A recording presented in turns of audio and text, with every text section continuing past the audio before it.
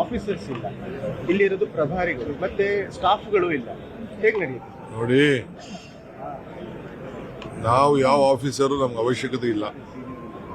ನಮ್ಗೆ ಬೇಕಾಗಿರೋದು 4 ಜನ ಡೆಪ್ಟಿ ಕಮಿಷನರ್ಸು, ಸಿಇಒಗಳು ಮತ್ತು ನಮ್ಮ ಟೂರಿಸಂ ಸಂಬಂಧಪಟ್ಟಂತ ಅಧಿಕಾರಿಗಳಷ್ಟೇ. ನಾವು ಇಲ್ಲಿ ಕರೆದಿರೋದು ಟೂರಿಸಂ ಪಾಲಿಸಿ ಮಾಡಲಿಕ್ಕೆ. ಇವತ್ತು ನಾವು ಜನಪ್ರತಿನಿಧಿಗಳ ಅಭಿಪ್ರಾಯನ ಕೇಳ್ತಾ ಇದ್ದೀವಿ. ನಂಬರ್ 1, ಅವ್ರದ್ದೇನಾದ್ರು ಸಜೆಷನ್ ಇದೆಯಾ ಅಂತ. ಎರಡನೇದು, ಇಂಡಸ್ಟ್ರಿ ಲೀಡರ್ಸ್ ಯಾರಿದ್ದಾರೆ, ಚೇಂಬರ್ ಆಫ್ ಕಾಮರ್ಸ್ ಇರ್ಬೋದು, ಸಂಘಟನೆಗಳಿರ್ಬೋದು, ಕೆಲವು ಇನ್ವೆಸ್ಟರ್ಸ್ ಯಾರಿದ್ದಾರೆ, ಅವ್ರ ಅಭಿಪ್ರಾಯಗಳನ್ನ ಕೇಳ್ತಾ ಇದೀವಿ. ಕೇಳಿ ಅವ್ರಿಗೆ ಏನ್ ಬೇಕು ಅಂತ ಕೆಲವು ರೈಟಿಕಲ್ ಕೊಟ್ಟಿದ್ದಾರೆ, ಜನಪ್ರತಿನಿಧಿಗಳು ರೈಟಿಕಲ್ ಕೊಟ್ಟಿದ್ದಾರೆ.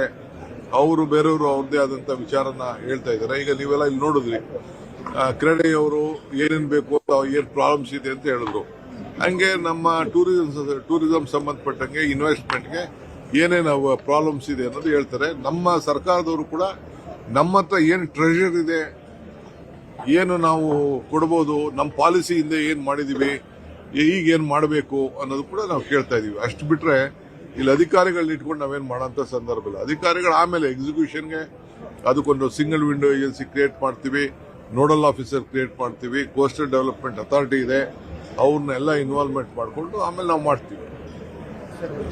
ಯಾರ ಆಫೀಸರ್ ತೀರ್ಮಾನ ಮಾಡೋದು ಯಾರು? PWD ಮಾಡೋಕ್ಕಾಗ್ತದಾ? ಅದಕ್ಕೆ ಇದಾರೆ, ರಾಜ್ಯ ಮಟ್ಟದ ಕಮಿಷನರೇ ಇಲ್ಲಿ ಬಂದಿದ್ದಾರೆ.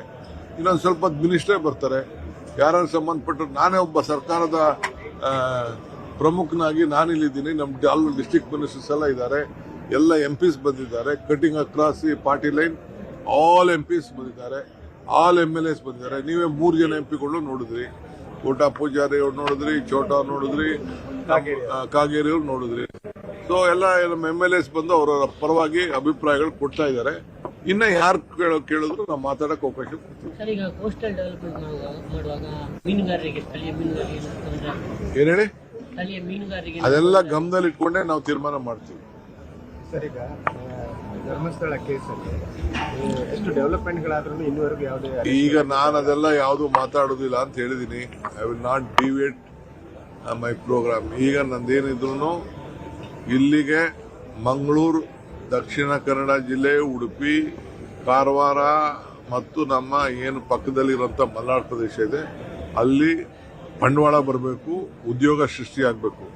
ಇದು ನಮ್ಮ ಮುಖ್ಯವಾದ ವಿಚಾರ. ಅಷ್ಟು ಬಿಟ್ಟು ಬೇರೆ ನಾನೇನು ಮಾತಾಡೋದಿಲ್ಲ. ಈಗ ನೋಡಿ, ನಮ್ಮ ಡೆವಲಪರ್ 30 ವರ್ಷ ಆಯ್ತು ಬೆಂಗಳೂರಿಗೆ ಹೋಗೋರು. ನಾನು 200 ಜನ ಕರ್ಕೊಂಡು ಬರ್ತೀನಿ ಇನ್ವೆಸ್ಟರ್ಸ್ ಅಂತ ಹೇಳಿದ್ದಾರೆ. ಹಂಗೆ ಅದಕ್ಕೆ ನಾವು ಏನೇನು ಬೇಕೋ ಅದಕ್ಕೆ ಇನ್ವೆಸ್ಟರ್ಸ್ ಬರ್ಬೇಕಾದ್ರೆ ಸುಮ್ಮನೆ ಬರ್ತಾರಾ? ಅವ್ರಿಗೇನಾದ್ರು ಒಂದು ಅಟ್ರಾಕ್ಟಿವ್ ಇನ್ಸೆಂಟಿವ್ಸ್ ಕೊಡಬೇಕು. ಆ ವಿಚಾರದಲ್ಲಿ ಇವತ್ತು ಚರ್ಚೆ ಮಾಡ್ತೀವಿ.